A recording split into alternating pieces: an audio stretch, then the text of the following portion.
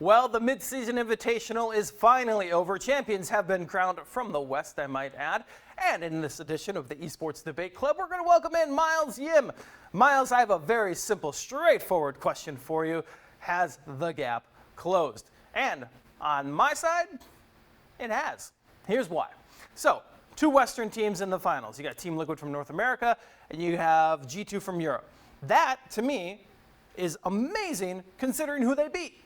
Team Liquid beat Invictus Gaming, the world champions from China. Then you have G2, who beat SK Telecom, three-time world champions from South Korea. Both of those regions are considered way stronger than Europe and North America specifically. And they beat them to even just get to the finals. Now, yes, if you want to look at Europe versus North America, you can probably say Europe's a little bit more consistent and more powerful than North America, specifically because Team Liquid got, 3-0 swept. But in terms of the gap closing on a global scale, East versus West, I'd say yeah. Well, let's start off by saying congratulations to the West, first of all. That's something that I think we can all agree on. No one expected a G2 TL final. It was all IG, it was all SKT, it should have been China versus Korea, it should have been Faker versus Rookie. That's the one that everybody wants, and congratulations for the West for breaking expectations. Let's take nothing away from what G2 has done this year and from what TL has done this year. Incredible runs by both teams. That being said, I think the core of this debate comes from where you believe regional strength is derived from. Is it derived from their top teams, or is it derived from the overall strength of their player base?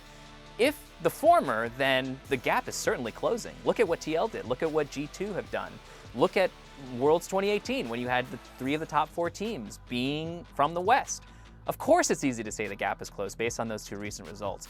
But the thing is that if you're of the mind that regional strength is derived from the player base and from the players unique to those regions, then the gap is the same as it always was. It might be closing by a little bit, like we could have seen small incremental changes, but in large part, the player bases that make up China and Korea and the Asian leagues are on average stronger than those in the West. And I look at teams like TL. Well, where are their five starters from?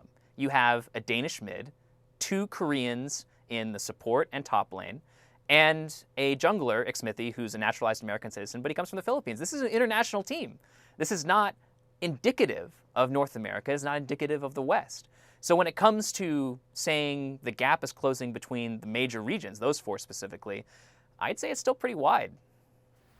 Okay, a couple of Koreans are on a couple of NA teams. Europe doesn't really dive too much into that. However, there is no way that the player base has been dried up in China and South Korea enough for that argument really to hold water. If they have still a strong player base, which we believe that they do, then what's going on over there in North America? How come all of a sudden the power has shifted when we add two Koreans to a couple of teams? I think there's a little bit more there than, the player base is the same as it always has been. So I think you also got to look back on a little bit on the consistency of North America and Europe over the last 6 to 8 months, which I think shows a lot of momentum in the right way forward. Look at Worlds 2018. You got 3 of the 4 top 4 teams, Western teams, G2, Fnatic, Cloud9. And then the only one in from the East is Invictus Gaming. That's not very good. And they won. Well, yeah, they won, sure, of course. They crushed Fnatic. But the fact that the top 4 spots, 75% of it was from the West, that says a lot to me. And then you look over at MSI, and they kept that momentum rolling. And the finals, it was an all-Western finals for the first time in MSI.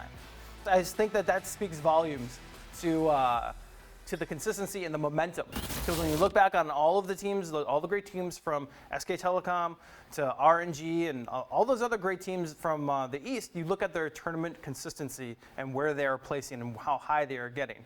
I think that this is just the start of that page turning for North America and Europe. If it's a start, it's a slow one. And going back to sort of grouping the regions together, East versus West, it's difficult even for me now to group the LCS with the LEC. And what I mean by that is the LEC is probably your best argument for me and the best counter argument against what I'm saying, in that the strength of the player bases hasn't really closed. The strength of the EU player base has gotten better, and but year over year. When you talk about import slots, you're correct. EU doesn't really use a lot of import slots. Only 2-3 teams last year in the LEC used both import slots that they were allowed to. The top 3 teams, for the most part, did not use imported talent. That's not the case in the LCS. And so I think it's easier to say, I think you have a better argument if you made the statement that that Europe, that the LEC, is closing in on these major Asian regions, the LPL and the LCK. The LCS, like, despite their performances at last year's Worlds and this year's MSI, is really a 2 to 3 team league that can really make that statement. There is a precipitous drop-off in the middle and lower parts of the LCS table. So to roll back on a point, or to come back on a point, it's not about top teams versus top teams, even though that's what we'd like to to judge the results by. It's more about player-based strength. It's when I see Asian teams wanting to boot camp in EU and LCS, when I see LCS and European teams stay in country instead of going to Korea every offseason to boot camp, that will be the sign to me that the gap is closed. But until that happens, it's still East over West.